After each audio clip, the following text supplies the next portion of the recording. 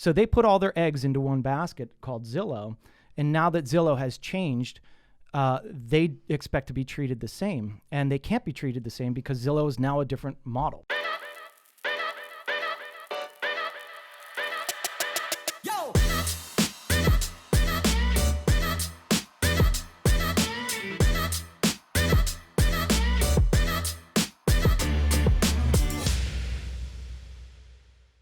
How's it going, everyone? Welcome back to another episode of the Shawn and Matt Show. My name is Matt, that is Shawn, and welcome to our show. Shawn, in today's episode, we're going to be talking about REX Real Estate and Zillow, two popular names in the real estate news lately. And I don't know where this conversation is going to take us, but I do know one thing. If Shawn Battle's taking the side of Zillow, something is up. Yeah, that's true. That so is 100%. The reason that we're talking about REX Real Estate, by the way, if you don't know who REX Real Estate is, I don't blame you. So maybe we should start with just who they are. But an article came out on Inman.com, and I'll link that article if you're watching on YouTube, that REX Real Estate has taken aim at Zillow with a new lawsuit. And REX worked with the Department of Justice in the lawsuit against the National Association of Realtors. They in suing the state of Oregon, and now they have their sights set on Zillow filing an antitrust lawsuit. And REX Real Estate is essentially a way of listing your home and not using the MLS and not paying a buyer's broker commission. What are your thoughts, just everything else aside, on the premise of not using the MLS to advertise and then not paying a buyer broker commission? Suicide.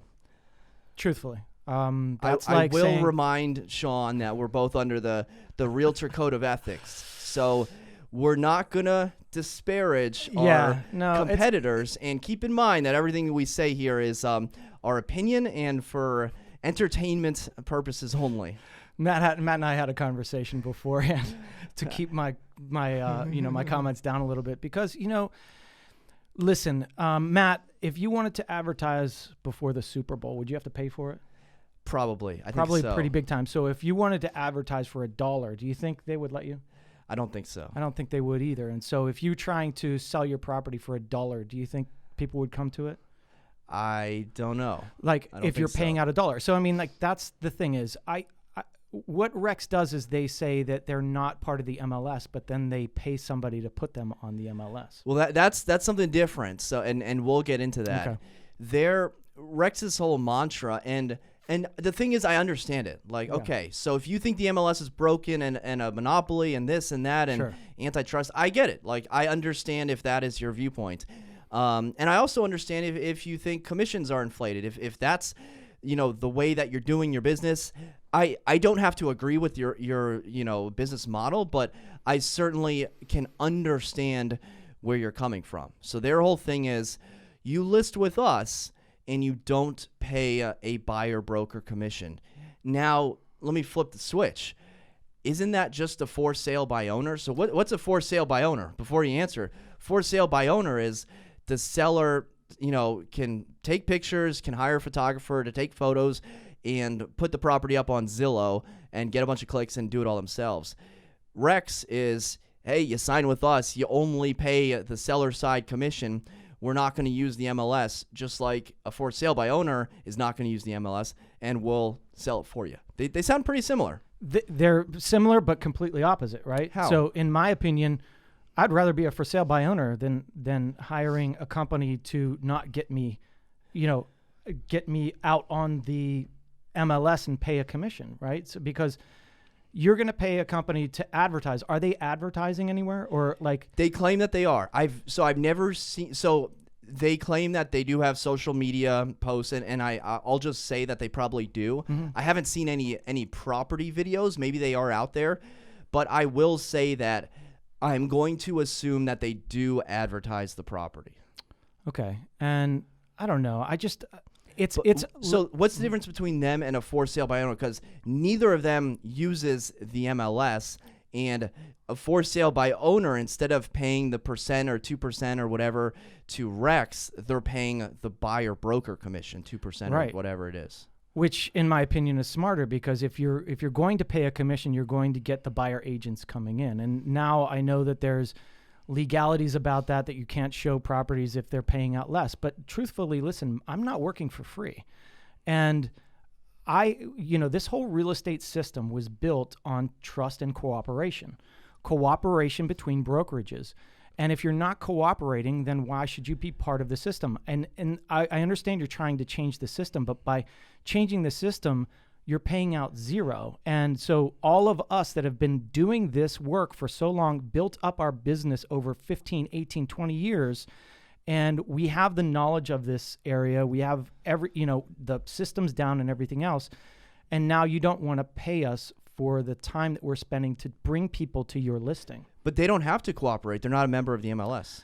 So well, why should they? Then don't get mad when somebody boots you off of their system because they became part of the MLS. And I think that's the whole thing. All right. So now we're getting to it. That's a good transition. So the reason that REX is suing Zillow is because the way that Zillow used to syndicate their listings was through different partnerships and agreements with local brokerages, like Century 21 and Compass. You get all these different feeds that go through Compass, that go through Zillow. Every brokerage out there. Yeah, so think MLS to every brokerage to Zillow.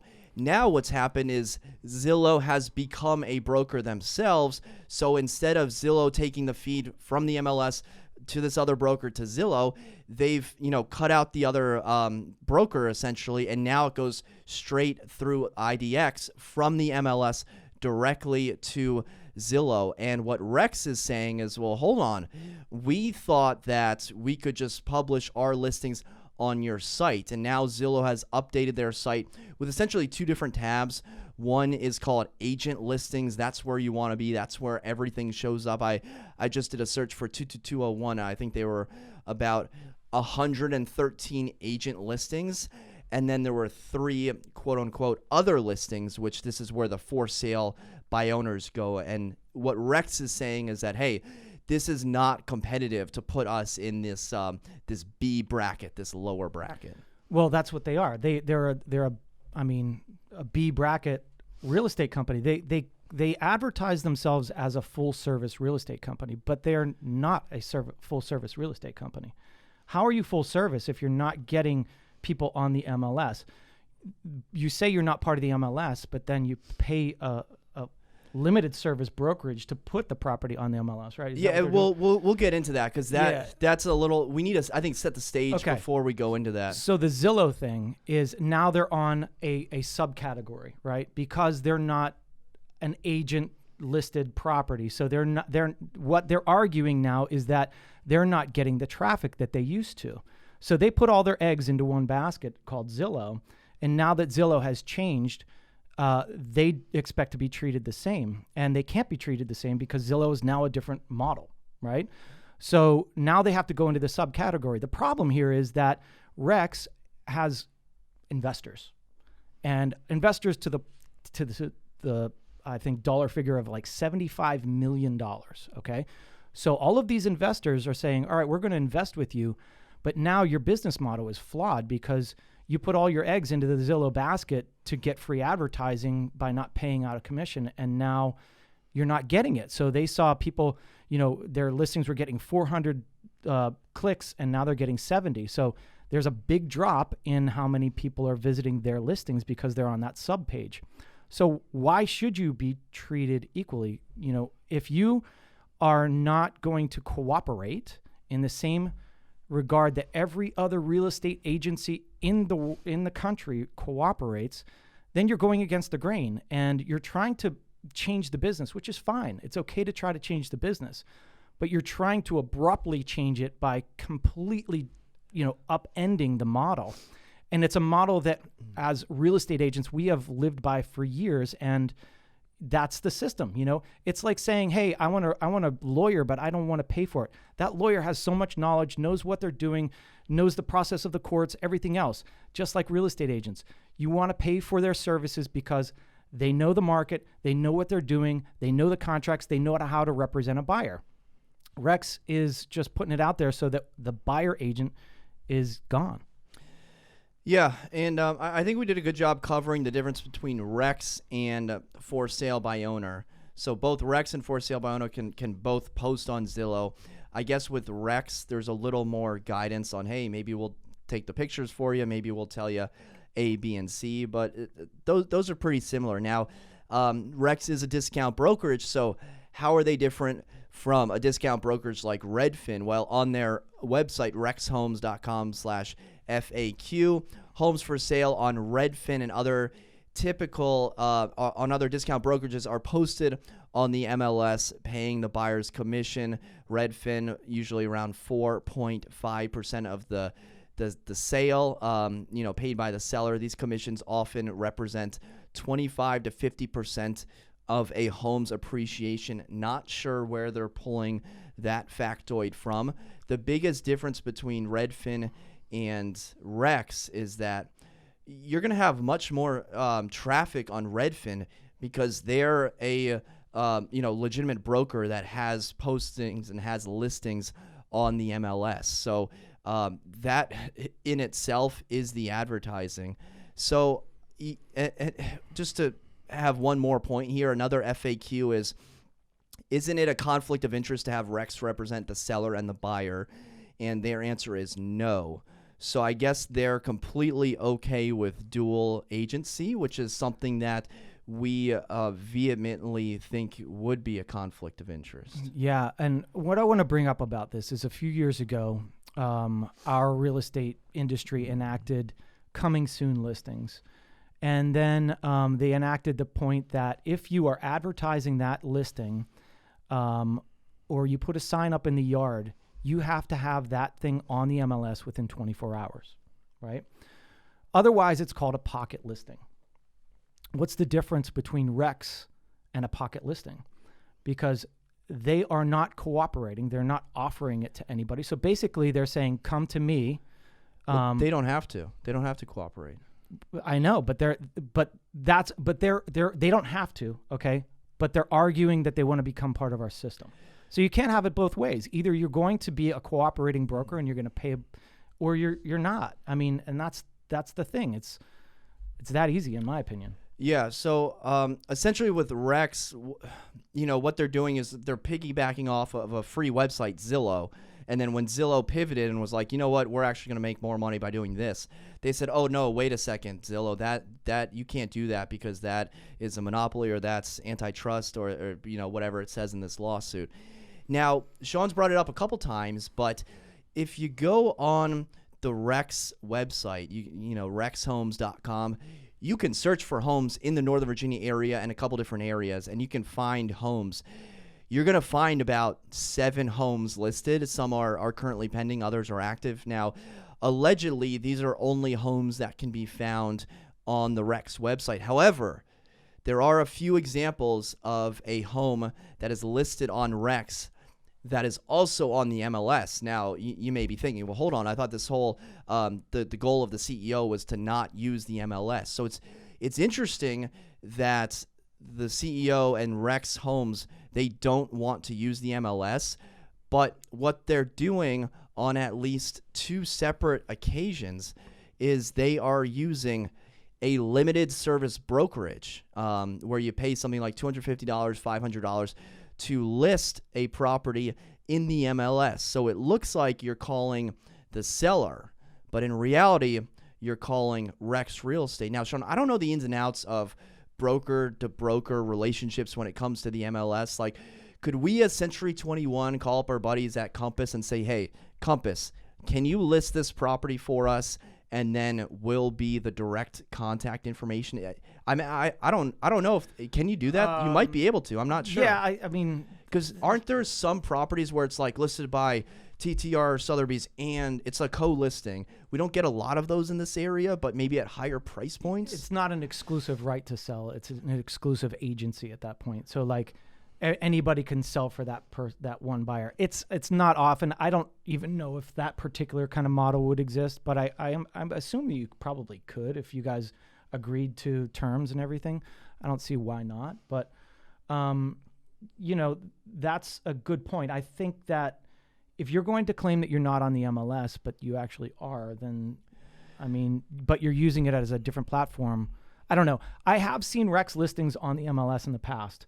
And I think we talked about this before. There was one up in Ballston. It was a condo. I tried to show it. It was literally impossible to get in. And I'm not saying that to try to, speak badly of something. I could not get anybody on the phone. I called everybody. It was going to a number outside of the area. It just was impossible. So basically what you're doing is you're putting it up there, but you made it almost impossible for somebody to show it. So you're not going to get the showings. You're not going to get it's sold like we would on the MLS. And what I argue is that when you cooperate and you pay a buyer agency commission, the market's probably going to pay for that commission in the end. If we would look up REX listings, and I don't know this for sure, so I want to say that, but I wonder on average what a REX listing gets compared to the actual market. Yeah. Right. And is it worth the headache of, going this route where you just pay this listing agency to basically not get it out to the public, or get it out to the public through a website that they thought was going to be there forever, and now it's not. So now what do? Well, why not build your own website to create your own thing like Redfin did, but they were a cooperating broker. So don't complain about it. Make your website better. Yeah, I think it's really hard to quantify like list price, sales price, REX homes, non-REX homes. Yeah, it's hard. You can make the numbers look as good as you want. Now, what gets me is, all right, you say you don't want to be part of the MLS. That's fine. I respect that if that's what you want to do. And then you go and partner with a limited service brokerage. The second you're on the MLS, Shawn has mentioned cooperating brokerage. The second you're on the MLS, you have to pay a buyer's agent commission. Now, you might say, oh, well, that's antitrust, price fixing, Sherman Act. You have to pay a buyer's broker commission. Shawn, what is the mandatory price? There is no mandatory price. There's none. You don't have to. There's a blank line in the listing description, a listing agreement of the exact amount you have to pay.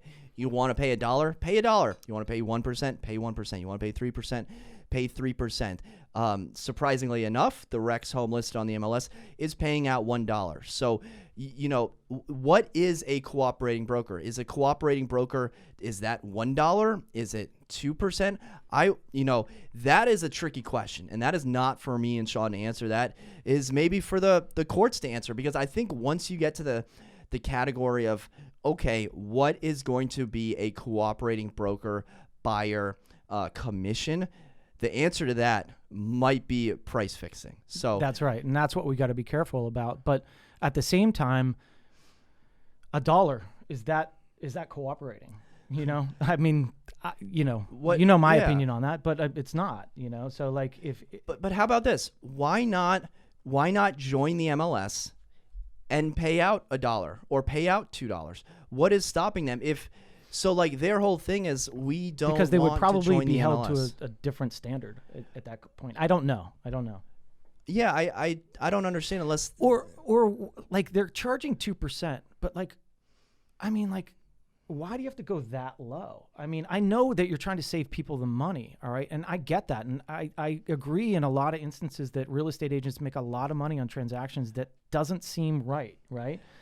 But at the same time, think about what it took to get that buyer, to get that seller. It's called advertising. Do you know how much I spend every month in advertising? Thousands of dollars in advertising. And so when I get leads, it's because I've spent 18 years doing this and all this money doing this. You can't get them for free unless you got good relationships, right? And it comes both ways. So the business model that they're doing is they'll take the listing side for 2%, but not pay out anything else.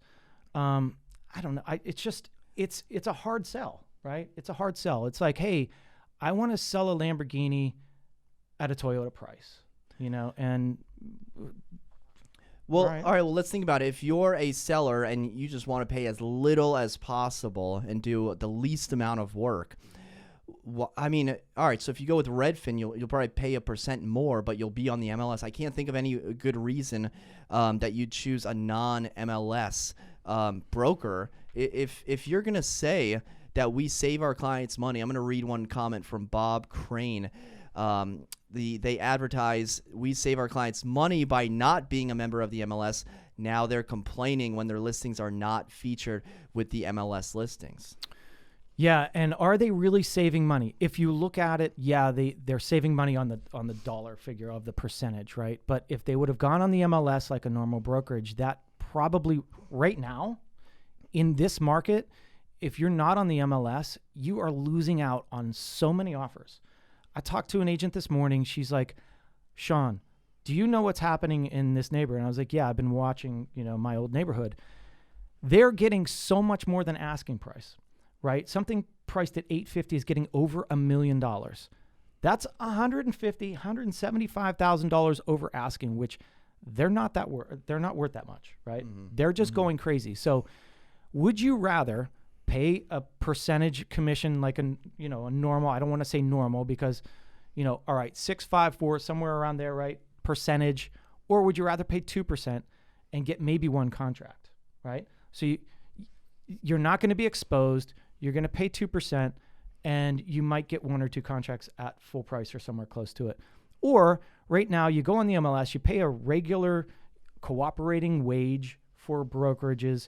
You have 100 people come through that house, you get 35 offers, and the price goes skyrocketing above, no contingencies, and it's an amazing deal. What would you rather do? I'd rather list it, pay the money, and get it on. Now, markets change and things change really quickly. And there's times when you could be a for sale by owner and it could be amazing. And like, in this condo market here, there's times when, a company or sellers are just like, listen, I'll just throw it on, whatever, and it'll sell. And it's true, right? Because certain markets allow that. But if you don't know how to figure out what the best offer is or gather all that information or timelines and everything is, there's so much knowledge that goes into all of this. And then the market changes. And all of a sudden, it's really hard to sell your Arlington condo. Then what happens? Then you got to go and hire a real estate agent that knows what they're doing, and they have to spend all the time and money and energy to do this stuff. So markets are going to be high, and they're going to float all boats, and then they're going to drop, and everybody's going to sink. And so you building a business model has to be a steady business model. And if it's not, then your investors are going to come calling to you. And that's probably what's happening right now. Building a business model has to be a steady business model. I love it because you mentioned earlier the seed funding or some funding that they have. What happens when that money runs out? Is that boat sinking or is that boat still floating? And one quote from Mansell Williams, NAR's Vice President of Communications, told Inman, "This is an example of a brokerage trying to take benefits of the MLS system without contributing to it." 100%. That's exactly what it is. It's somebody taking advantage of a system that is there, that is built, that is cooperating, and you're trying to not cooperate and get your way. And it doesn't work that way. I'm sorry.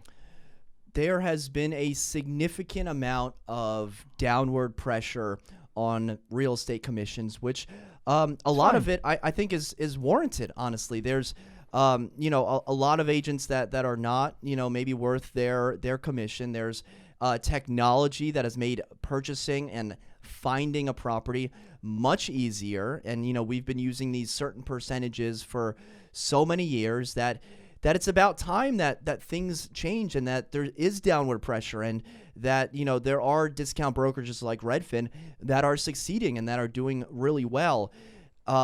This lawsuit, I'm not a lawyer.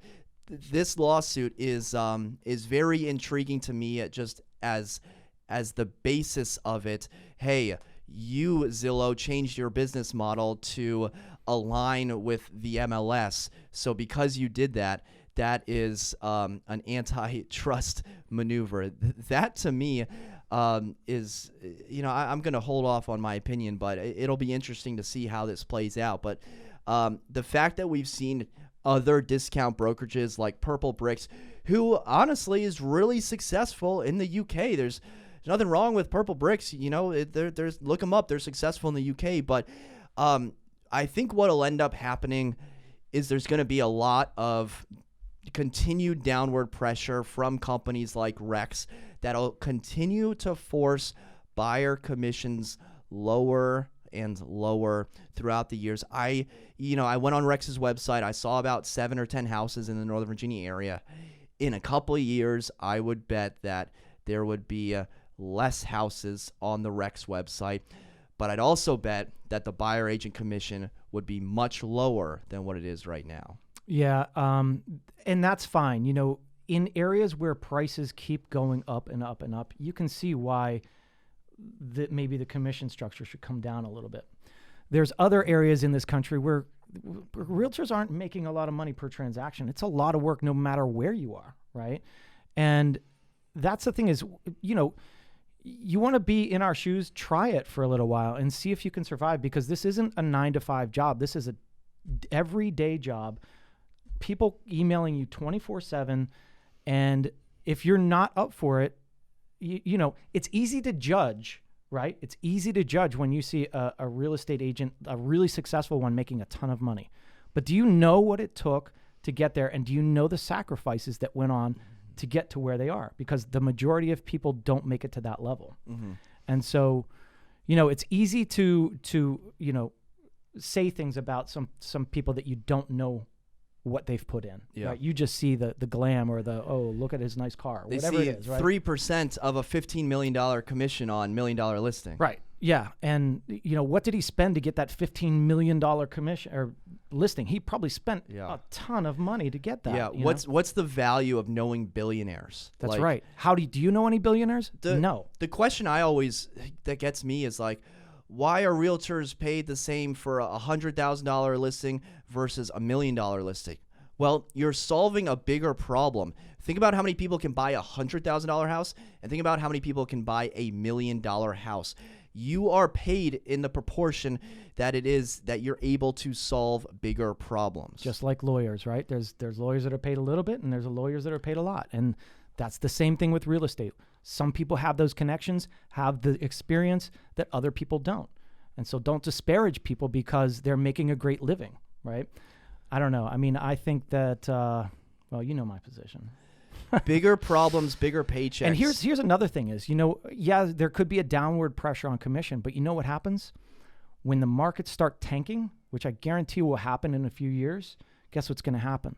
Those commissions will start rising because sellers are going to say, I need to sell my house. How am I going to sell my house? I'm going to offer a bigger commission, right? So, I mean, it ebbs and flows. It's been doing this for a long time. I do see the downward pressure, but by not paying anything, I mean, flawed. Yeah, would love to know your thoughts. If you have any comments, be sure to drop them in the comments section below. CEO Jack Ryan, if you're watching, what if we got him on the show? That'd be pretty cool. Hey, I'd love to hear his opinion, you know. I mean, he's a smart guy. He's from a graduate of Harvard, way smarter than I am on that regard. But, you know, sometimes I've had a lot of business ideas in the past, and thankfully I didn't follow every single one of them up because I'm just curious about them hiring another broker to bypass the MLS to list on the MLS. That's what intrigues me the most. Right there, right? I mean, it's like, hey, I don't, but I actually But do, if the seller is like, yes, this is allowed, because maybe I just don't know. And I think they offer different packages. I think, you know, they will say, hey, we want you to put this on the MLS, so they would charge them a little bit more maybe for that. But I don't know. If you want to sell houses like that, get them to your website. You have to advertise, and you're using that $75 million that you got by advertising and pushing the people to your website, not to Zillow, and not to our system that we've created. There you have it, guys. If you didn't know Rex, you know Rex now. Very intriguing to watch the Rex, Zillow, DOJ, NAR, MLS. You're going to know all the acronyms. Funny how 2 weeks ago I was against Zillow, and now I'm kind of for them. But it's funny how things come full circle. And then, you know, Zillow takes all of this information for them, and now they're getting sued by the next person that's coming around. But I also think it shows that, like, you don't hate Zillow. You just understand, you know, essentially what's right and what's wrong. Right. So, all right, so Zillow stealing the data from the brokerage, whatever. But if someone is going after Zillow for them changing their business model, it's like, all right, well, they're a company. If they change, you know, you're going to sue them for that? That's crazy. All right, guys, for Shawn and myself, thank you so much for watching. Until next time, we'll see you then. Take care.